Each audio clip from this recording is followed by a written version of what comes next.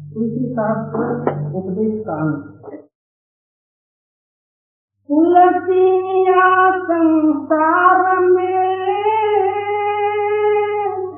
5 रतन है साध संग सतगुरु शरण दया दीन उपकार।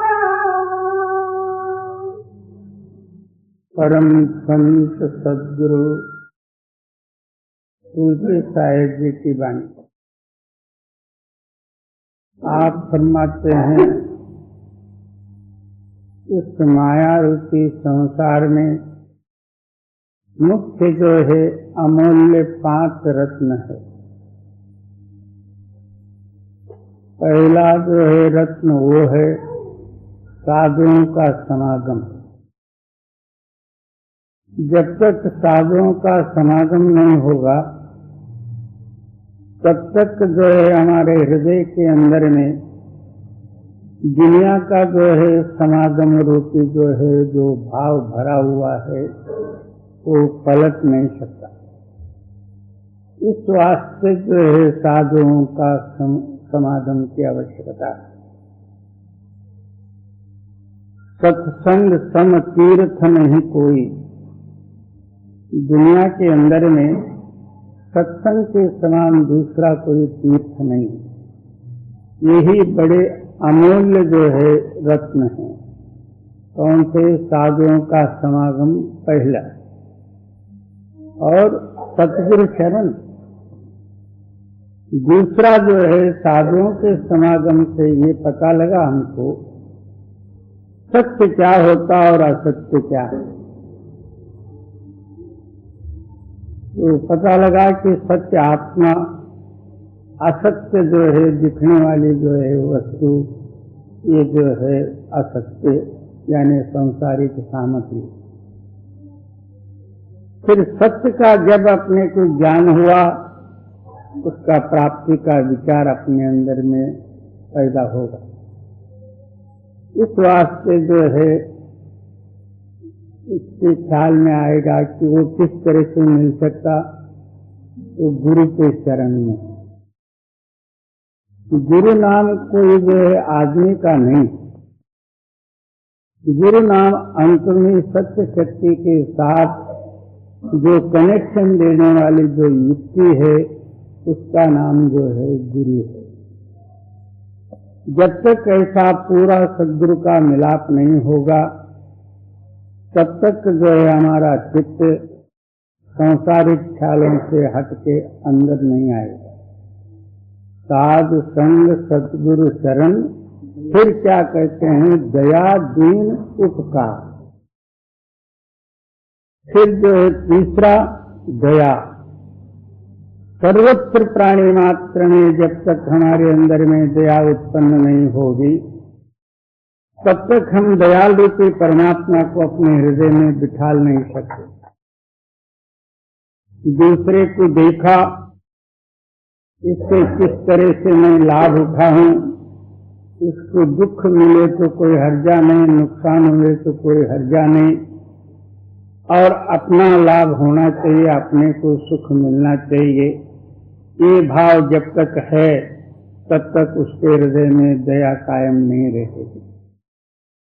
ऐसी तो जो है सारी दुनिया अपने बाल बच्चे कुटुंब परिवार बिरादरी वगैरह इनके ऊपर तो दया करते ही, मगर सर्वत्र प्राणी मात्र में जो है दया जो होती है वो दया भाव जब हम अपने हृदय में आ जाए तब जो है वो मालिक जो है अपने अंदर में आप ही आप जो है प्रेरणा होता। जब तक दया नहीं है तब तक दया बिन सिद्ध भी कसाई। जब तक दया नहीं है वो सिद्ध हुए तो भी जो है वो कठोर है। और उसके साथ साथ दीनता। जब तक दीनता नहीं है अहंकार दूर नहीं हो सकता। कठोर भाव को दूर करने के लिए दया की आवश्यकता पड़ी। अहंकार को दूर करने के लिए दीनता की आवश्यकता है। दीनता ये नहीं कि अपने कागज निकालने के लिए किसी वकील के सामने गया, वहां हाथ जोड़ा, और किसी बड़े के सामने गया तो वहां हाथ जोड़ा अपना कुछ लाभ लेने के लिए। इसका नाम दीनता नहीं। दीनता स्वाभाविक गुण अपने अंदर में उत्पन्न होना चाहिए, हमेशा नम्रता और दीनता। ऊंचे ऊंचे सब कोई चाले, नीचे चाले न कोई, जो कोई प्राणी नीचे चाले वो सबसे ऊंचा हो। सारे ही अपने आप को ऊंचा ही समझते हैं। जब तक जो है नीचापन नहीं आएगा तब तक ये मुक्त नहीं हो सकता। और दीन उपकार, ये क्या कहते हैं कि इतना दीनता धारण करके परोपकार कर, दूसरे का हित करने का ही जो अपने हृदय में ये ख्याल कर, तो अपना हित आप ही आप होएगा। और अपना ही हित समझ के दूसरे को भले ही कष्ट पहुंचे कोई परवाह नहीं, ऐसा जो समझते हैं वो खुद दुखी हो जाते। इसलिए तो दूसरों के ऊपर परोपकार, ये सारे ही 5 ही रत्न तुम्हारे अंदर में आ जाए, तब मालिक स्वयं जो है आपके अंदर में आप ही आप प्रकट होगा। ये जो है परमार्थ का 5 रत्न ये मूल हैं। और तुलसिया संसार में 5 रत्न है सारा,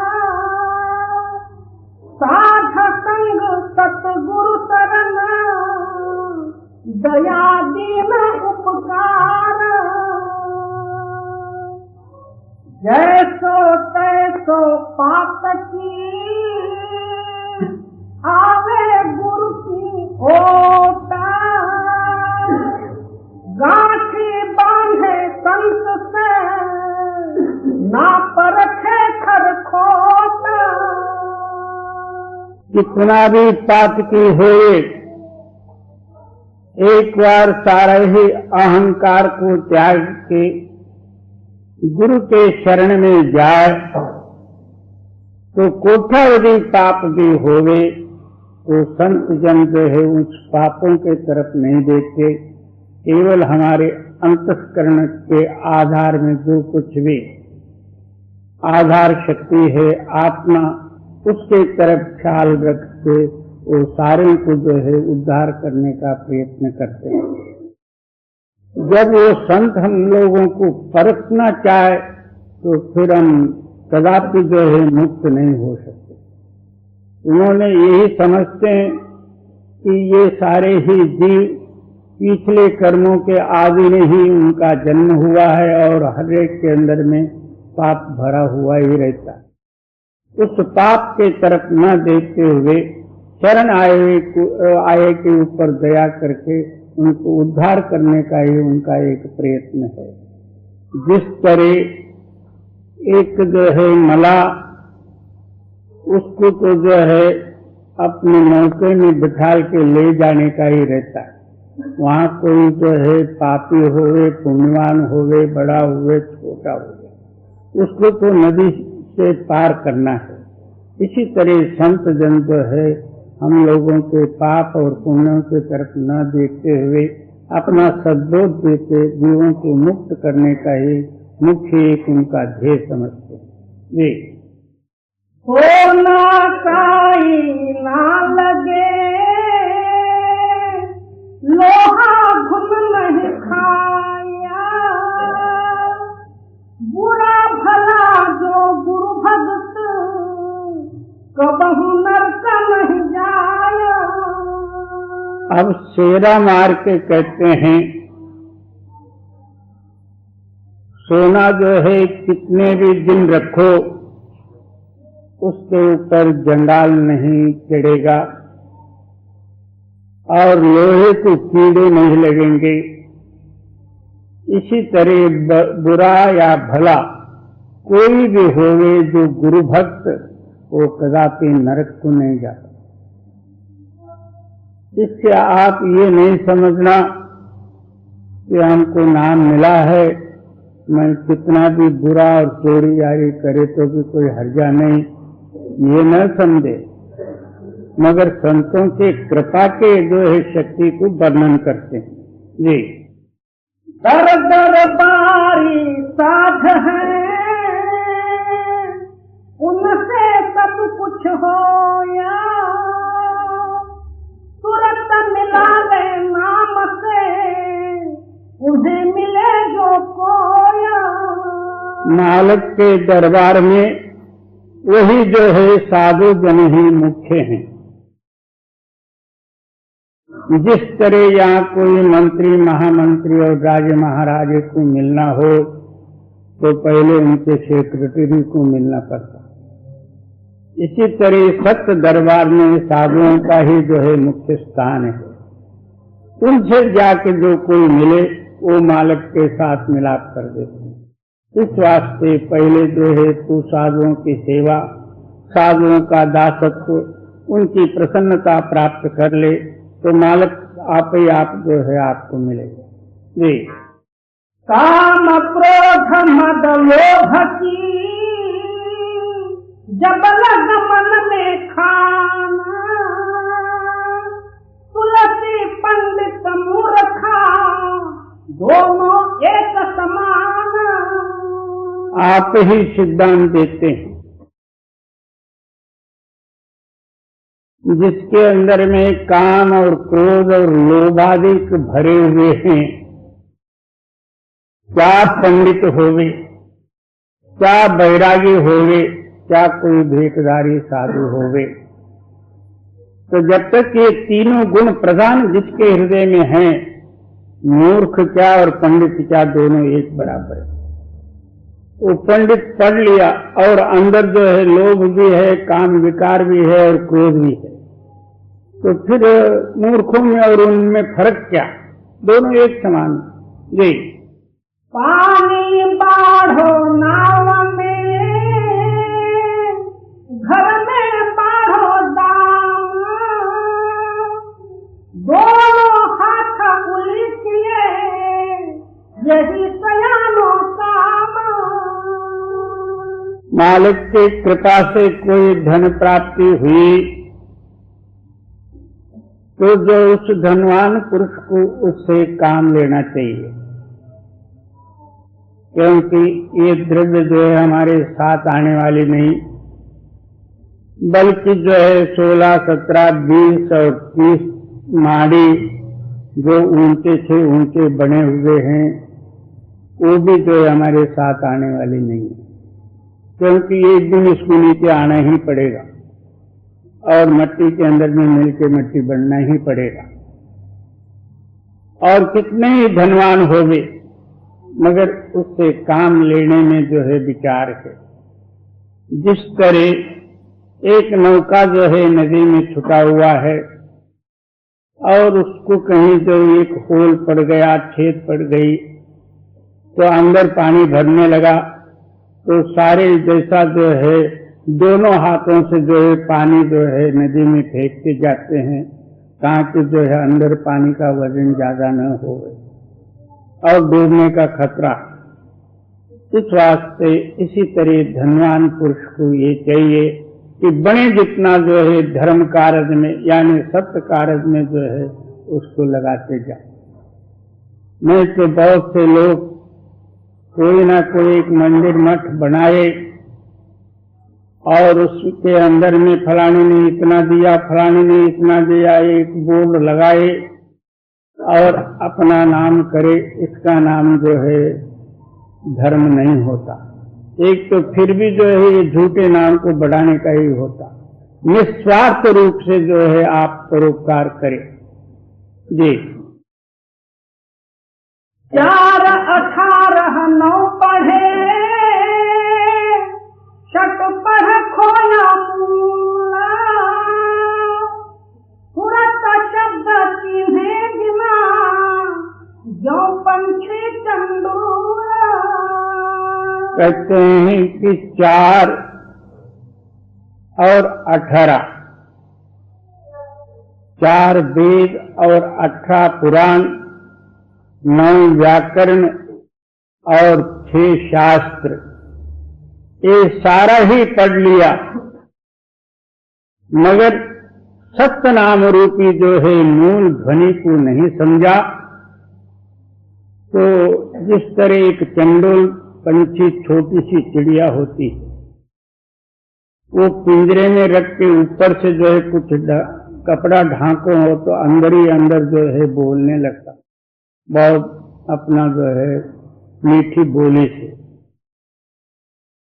और इसी तरह ये सारा ही पढ़ लिया, फिर भी वो चंडोल पंछी हुआ, क्योंकि पंचभौतिक गुणों के अंदर में बैठा हुआ है, ऊपर से ढका हुआ आवरण, अंदर से जो है वेद शास्त्र पुराण वगैरह सारा ही पढ़ लिया, तो भी कुछ नहीं, पंछी के जैसा ही है। जब तक सत्य नाम का इसका कनेक्शन नहीं होगा, ये पंछी पड़े जैसा ही है। जी। तुलसी मैं तुम जो तजे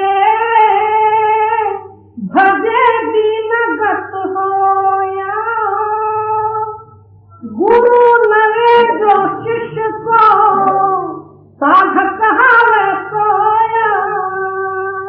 कहते हैं मेरा और तेरा, मैं और तू, जब तक इसका त्याग नहीं होता तब तक जो इसका कार्य सिद्ध नहीं होगा, क्योंकि ममकार रूपी आवरण है, वही अज्ञानता है और मालिक एक है, और तू वहां 2 बन गया, द्वैत तुम्हारे हृदय में है, छोटा और बड़ापन है, और गरीब और साहूकार अमीर वगैरह ये भाव है, सुख दुखादिकों के तरंग उठते हैं, ये सिर्फ जो है अज्ञानता के कारण।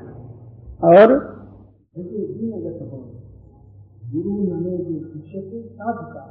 हाँ, तो हमेशा जो है नाम स्मरण भजन करते समय में दीनता के साथ जो है मालिक का अभ्यास करे। गुरु नवे जो शिष्य को, तब जो है साध कहावे सो। क्या? शिष्य नाम सुरत, गुरु नाम जो है शब्द, शब्द जो है इसको अपने अंदर में ले लेवे, दोनों मिलके एक हो जावे। शब्द की प्रगटताई होने से इसके अंदर में दीनता आ जाएगी, तो गुरु ने इसको नमाया समझो, तो तब जो है उसका नाम जो है साधु हो सकता, यानी जिसके अंदर में सत्य शब्द की प्रगटताई है वही सच्चा साधु है। जी। तुलसी मैं तुम जो तजे भजे दीनगत होया, गुरु नवे जो शिष्य को साधक कहावे सोया। गुरु बतावे पूरब को चेला पश्चिम जाया,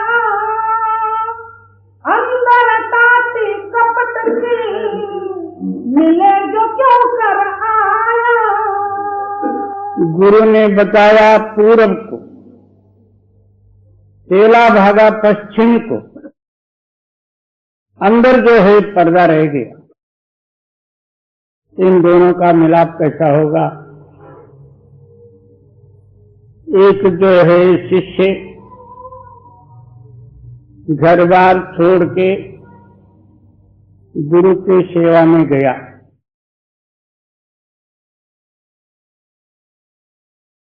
तो उस दिन जो है जाके गुरु के पास प्रार्थना करता है, महाराज ये संसार बड़ा जो है दुखमय है, इससे जो है कंटाल के मैं आपके शरण में आया हूं और मेरे को आप मुक्त करना। सद्गुरु ने कहे कि भाई तू नाम ही चाहता या मुक्ति चाहता है तो कुछ दिन सेवा में तू लग जा, सेवा कर। शाम को जो है भोजन करके गुरु और शिष्य दोनों आराम किए। गुरु कहते हैं, बाहर बारिश आता है क्या देख। इसने पड़े पड़े कहा कि महाराज बारिश आ रहा। तुमने कैसा देखा? मेरे बिस्तरे के पास एक बिल्ली दौड़ के आई थी, मैंने उस पर हाथ फेरा, बिल्ली भीगी हुई थी। इससे सिद्ध हुआ बाहर जो है बरखा आ रहा। अच्छा, बत्ती तो जो है जगा दे, बत्ती तो बुझा दे। महाराज तेल समाप्त होने से वो आप ही बुझ जाएगा, बुझाने की क्या जरूरत है। दरवाजा का कड़ी तो लगा दे। दो काम मैंने किया, आपने एक उठ के कर लिए तो क्या हार जाए।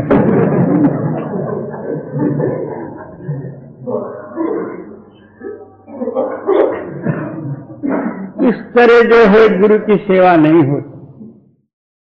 सेवा अनन्य भाव से तन मन धन सर्वस्व अर्पित करके जब जो है आप गुरु का बनोगे तो गुरु आपका बनेगा। जब तक तो अपना आप है तो गुरु अपने आप में है। ये सूरत डोर सतगुरु गहे रहे चरण के माहे। क्या अपना चित्त जो है हमेशा जो है सद्गुरु के चरण चिंतन में ही रहे और हमेशा शब्द के डोर के साथ अपना ख्याल लगाई रहे। जी, सुनना सूरत मिल सबद ही डोर समाया। हमेशा जो है शून्य अवस्था में रह के शब्द के साथ अपने ख्याल को मिलाए और शब्द में मिलके शब्द रूप होवे, तब ये दुनिया का बवाल जो है आपके हृदय से दूर होगा। ये कोई साधारण बात नहीं है। और गुरु का शिष्य बनना जो है कोई कठिन नहीं है, मगर उस शिष्यत्व को संभालना बहुत कठिन है। जी, सहज भाव से जो कछु आवे अमृत भाव। यह स्वभाव भीतर बसे जब कुछ चले न दावा। अब सहज भाव से जो कुछ भी जो है खाने को मिले, रूप का सुख का कैसा भी जो है समयानुसार जो मिले, उसको गुरु प्रसाद समझ के सेवन करे। और हमेशा दूध मलाई और मक्खन और उसके ऊपर और मीठा और ये खाने को मिले तो फिर मैं गुरु का शिष्य बनूं। और रुका सुखा खा के जो है यहाँ कौन रहे। इससे बेहतर था कोई काम धंधा करके खूब खा पी के मजे में रहता था। यहाँ तो खाने पीने का भी ये पंचायत है। चलो छोड़ो गुरु ने। ऐसा जो कोई शिष्यत्व स्वीकारे, उनको क्या है, राम नाम के आलसी भोजन के होशियार, तुलसी ऐसे नर को बार बार धिक्कार। एक खाने के लज्जत में और तू जो है सेवा से दूर होता है तो तेरा क्या शिष्यत्व है। और सहज भाव से जो कछु आवे अमृत भाव। क्या सहज में जो कुछ भी मिलता है उसको तो अमृत और गुरु प्रसाद समझ के सेवन कर दे। यह स्वभाव भीतर बसे जब कुछ चले न दावा। ये स्वभाव आपके अंदर में स्वाभाविकता होवे, तब जो है इंद्रियों का कुछ भी दाव चल नहीं सकता। जी, खाए पिए उतना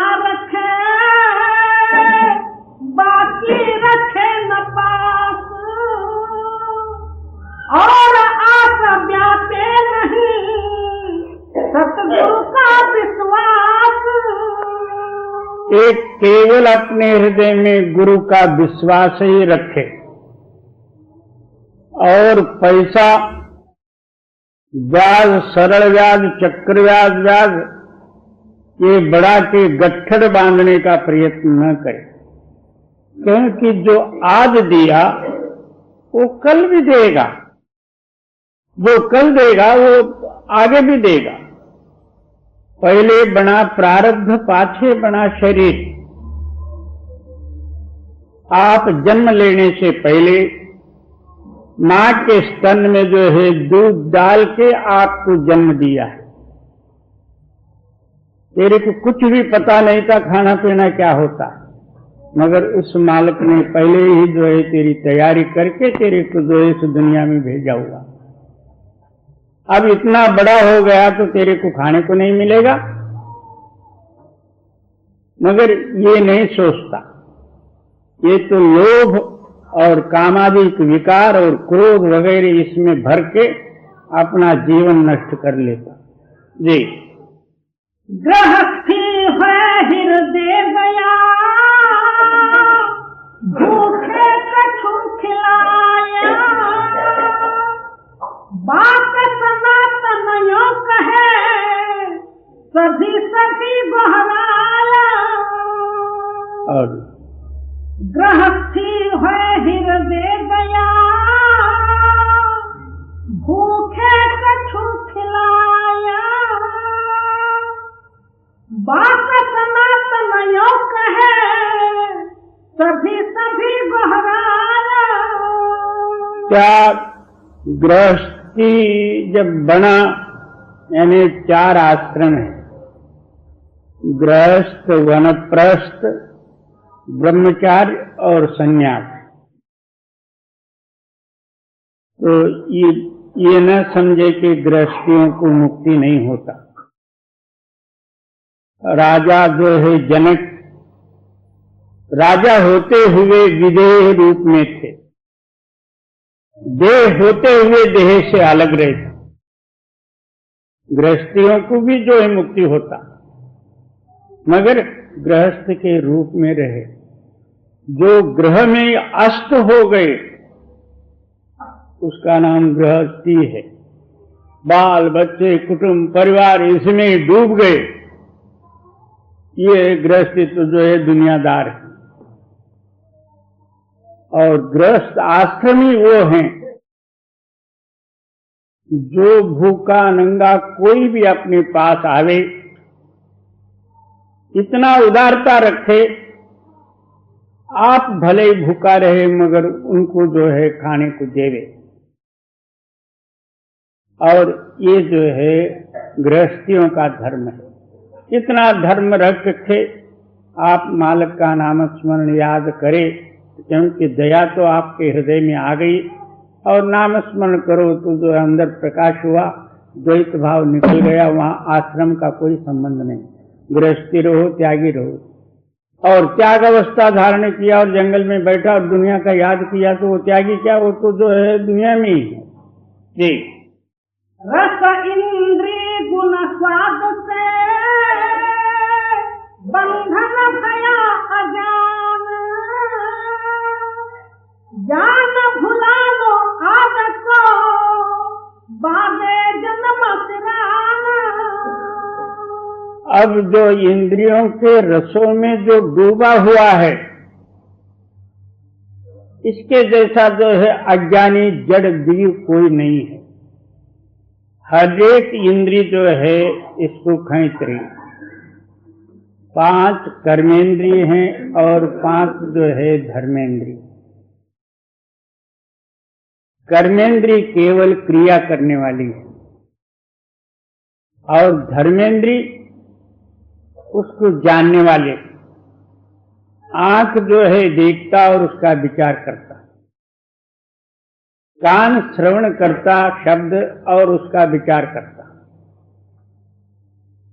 और नासिका सुगंध और दुर्गंधि का विचार कर लेता, और जीवा जो है रस स्वादों का जो है विचार होता है उससे, और स्पर्शेंद्रिय शीतोष्णादिक सुख दुखादिक या और जो है स्पर्श इंद्रियों का वगैरह जो कुछ भी है वो भी एक ज्ञानेंद्रिय में आ जाता। और बाकी के जड़ जो है हाथ पैर वगैरह ये तो जो है आंख जो है देख के इस रास्ते चलना करके जब जो है अंदर से हुक्म होता है तो पैर क्रिया कर लेते हैं। और इसी तरह से हाथ को जब हुक्म हुआ तो हाथ पकड़ लेते हैं। इसी तरह मलमूत्रादिकों की जो है इंद्रियां ये जो है 5 कर्मेंद्रिय हैं और 5 धर्मेंद्रिय हैं। और बहुत से लोग धर्मेंद्रियों का कार्य धर्म से न करे तो फिर उन्हीं से जो है पाप होता। आंख के अंदर में बुरी दृष्टि और जो है कान दूसरे की निंदा करने में और सुनने में जो है बड़ा जो है प्रसन्न होते हैं।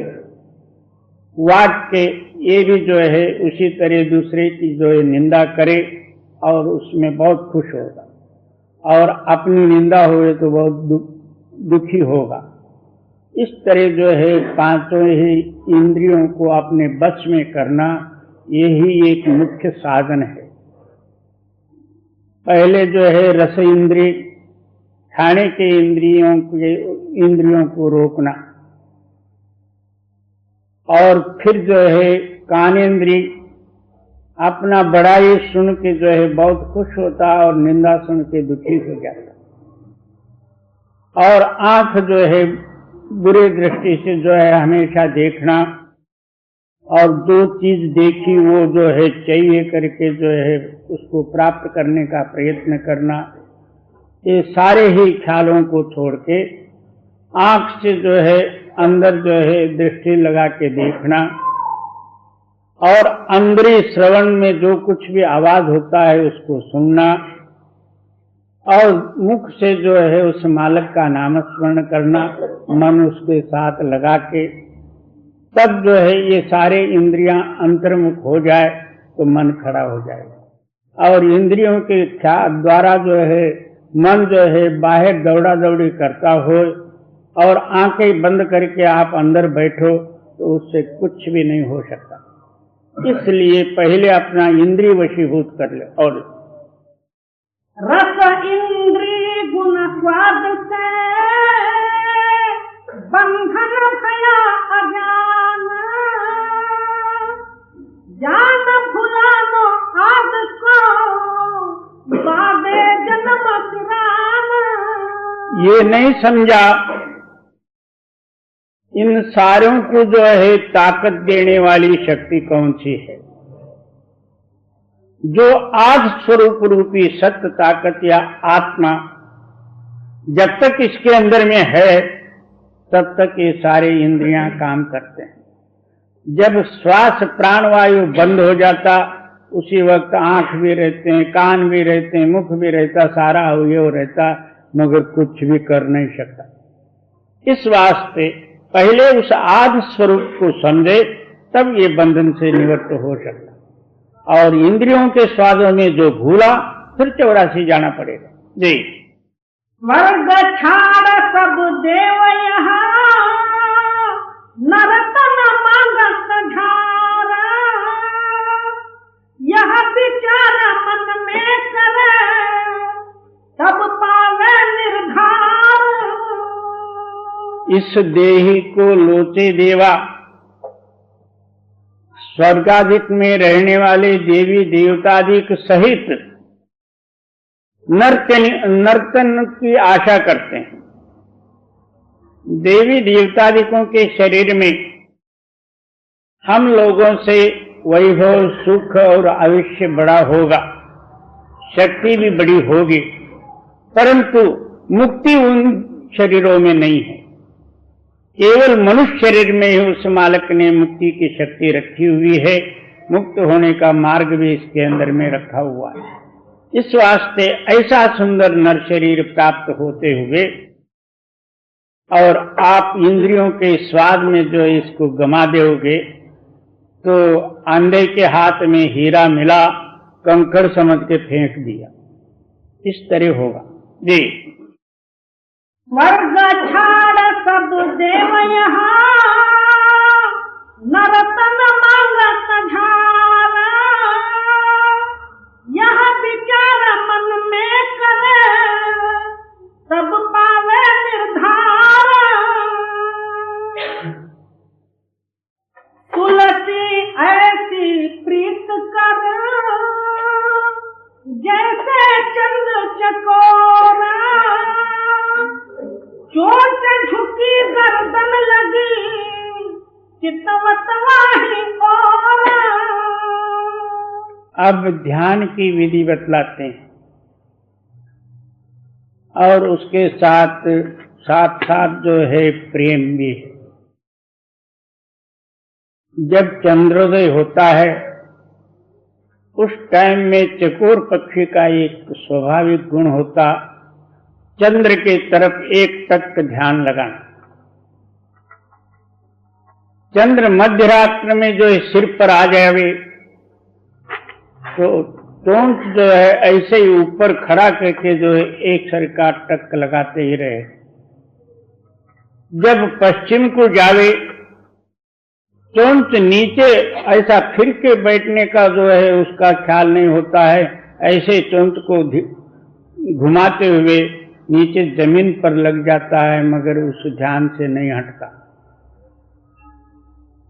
हम लोग भी अब ध्यान करते हैं, आंखें तो बंद हैं मगर मन वहां नहीं। ध्यान वो होता है तन स्थिर, मन स्थिर, सुर्त नृत्य स्थिर। पहले शरीर स्थिर रहे, दोनों नेत्र के मध्य भाग में मन स्थिर रहे, वहां श्रवण करने वाली शक्ति और देखने वाली शक्ति, इसको सुर्त और नृत्य कहते हैं। नृत्य नाम देखने वाले, सुर्त नाम श्रवण करने वाले, और उसके साथ मन, इन तीनों को इकट्ठा करके आप जो है ध्यानस्थ हो जाओ। ऐसा ध्यान लगे, एक बार अंदर जो है कुछ ध्यान एक ठिकाने लग गया तो फिर इधर उधर के ख्यालात कोई अंदर आने न दे। जैसा चकोर पक्षी जो है, इतना भी उसके अंदर में सबूर नहीं रहती कि मैं तो फिर के घूम के देखूं। ऐसा जो जैसा चंद्र जाता है उसी तरह जो है पीछे को झुकता है। इस तरह जो है तक एक टक जो है ध्यान लगा दो, इसका नाम जो है ध्यान है। इस ध्यान से अनुभविक जो है ज्ञान उत्पन्न होगा। जब तक ऐसा ध्यान करने की विधि आप सिद्ध नहीं करोगे तब तक जो है बगला का ध्यान होता, एक बक ध्यान कहते हैं उसको। थोड़ा सा पानी जहां होता है वहां एक टांग पर जो है खड़ा हो गया, आंखें बंद किया, हवा भी आए तो भी हिले नहीं, और पैर के नीचे मच्छी आई, टप पकड़ा, फिर आंखें बंद कर लिया। इसी तरह जो है दुनिया का जो है ख्यालों से हट के कभी जो है जाके भजन में ध्यान में आंखें बंद करके बैठा, पता लगता है कि ये तो अच्छी तरह ध्यान कर रहा, मगर कब तक? जब तक मच्छी पैरों के नीचे नहीं आई है तब तक। जब मच्छी आई, पकड़ा, तो फिर जो है आंखें बंद किया। इसी तरह कोई ना कोई ख्यालात आया, उसी वक्त जो है उस ख्यालों के पीछे लगा और इधर आंखें बंद है। तो कोई उसी वक्त जो है बुलाने को आ गया, तेरे को एक आदमी जो है जल्दी आ जाओ, तो तुमको 1,00,000 रुपया 1,000 रुपये मिलेंगे। ध्यान भी सब छोड़ा और तो उसके पीछे लगा। इसका नाम ध्यान नहीं होता। ध्यातृ, ध्यान और ध्येय, ध्यान करने वाला, ध्यानस्थ वस्तु और उसका रूप होना, इसका नाम जो है ध्यान होता।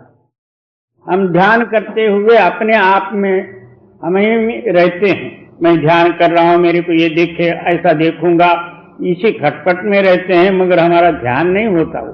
जी।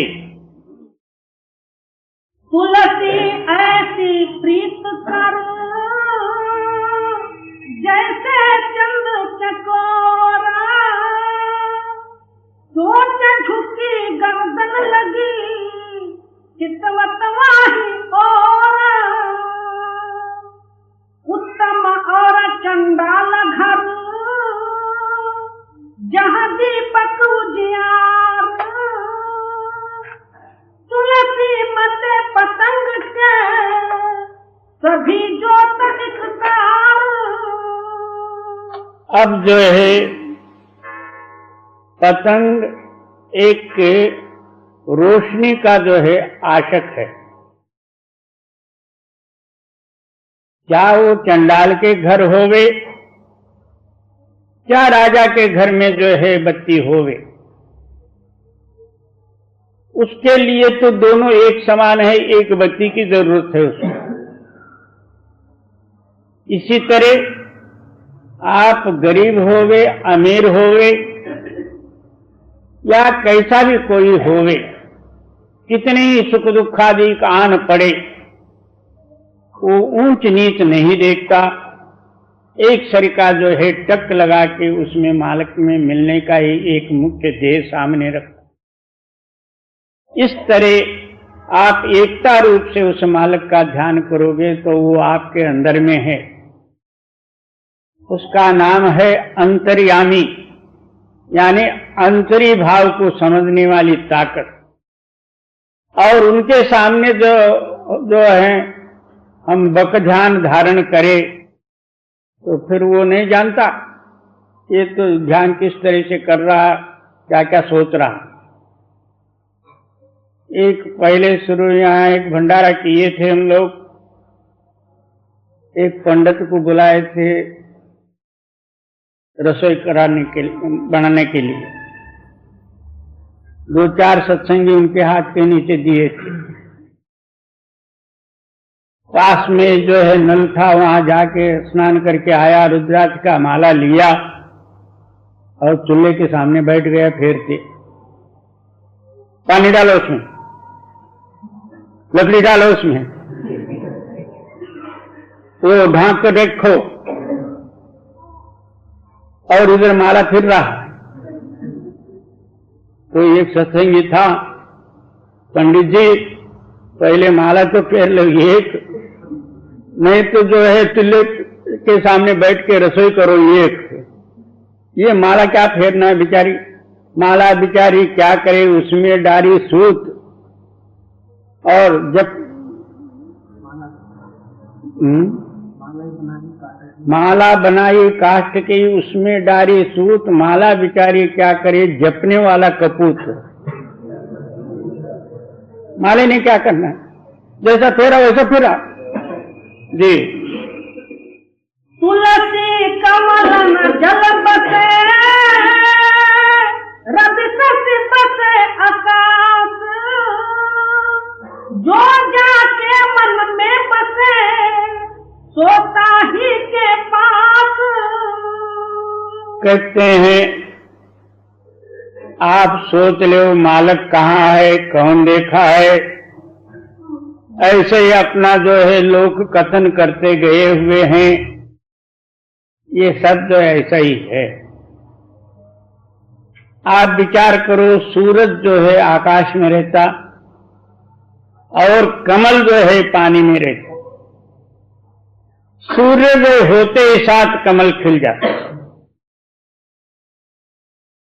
और सूर्यास्त होते ही साथ वो ढक जाता।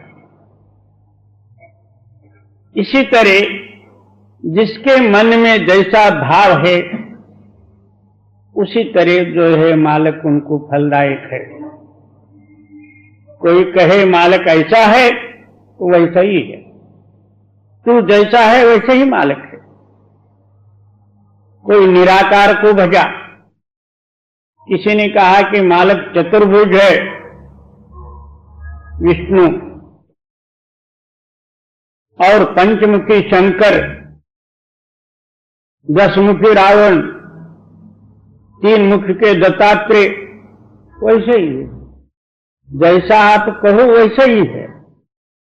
आप एकता रूपी जो है उस मालक का ये ध्यान करके एक में एक मिलने का ही जो प्रयत्न करोगे तो उस एकता में मिलकर दुनिया से अलग होगे, यानी द्वैत भाव से दूर होकर मुक्त हो जाओगे।